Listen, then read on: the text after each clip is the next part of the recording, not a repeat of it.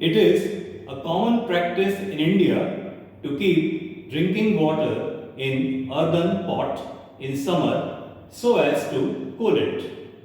What makes it work? Let's look at it from two ways, one simple and the other one more advanced.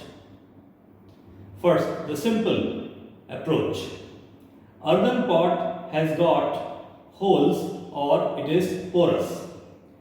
So when water escapes through these holes, it takes with it the latent energy from the system. System means the water in the container.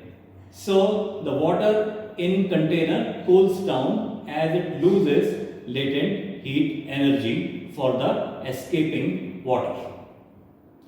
Now the more advanced explanation.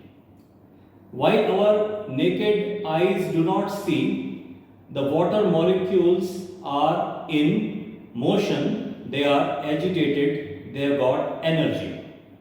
And all molecules don't have the same energy, some have more, some have less. So the molecules that have more energy, they escape through these tiny holes. So as high energy molecules escape, what we have got in the system left is the group of molecules that have got lower energy. And lower energy means lower temperature. And that's why water cools down.